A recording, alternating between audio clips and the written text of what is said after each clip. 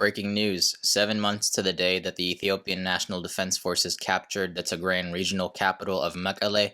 Today, the Tigray Defense Forces have reclaimed the city from the occupying forces following heavy fighting in the previous few days. They have forced a withdrawal of the Ethiopian National Defense Forces from the city and the surrounding areas. It also forced the interim government that was appointed by Abiy Ahmed's regime in Addis Ababa. They too were also forced to flee to Addis Ababa, and it appears that the Tigray Defense Forces and ultimately the Tigray regional government have reclaimed the capital city, have reestablished themselves in the city in order to prevent any lawlessness due to the security vacuum that was left by the fleeing soldiers of the Ethiopian National Defense Forces. And now the people of Mekelle are celebrating. There were fireworks going off. They are out in the streets dancing. They are happy. Why are they happy? Because they have just suffered a 7-month occupation by a brutal army that has been doing nothing but killing, robbing, raping the people, the wealth of the city, the hospitals, the schools. They've destroyed almost everything they could. It is reported that even today, as they were fleeing, they were stealing assets from the commercial banks, which have, by the way, been shut down for most of the war, preventing the people of Tigray from accessing their monetary funds to buy things like food and clothes. So after 7 months of that occupation, they have been liberated by their kinsmen who have entered the city, and they are celebrating. They're in the streets dancing. They're happy. And in the following hours of the capture of Mekelle by the Tigray Defense Forces, the interim government, which was forced to flee, somehow declared a ceasefire, even though it's not the one fighting the war.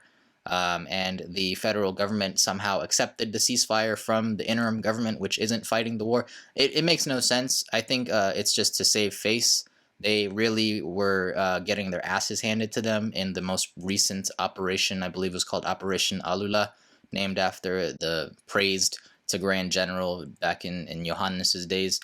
That operation apparently destroyed a significant portion of the ENDF's capacity in Tigray, and they are ultimately they were forced to withdraw from the city because they just didn't have the manpower to continue the occupation as they were being encircled by the Tigray Defense Forces. The only thing that is going left undiscussed is the Eritrean forces in the north are still there.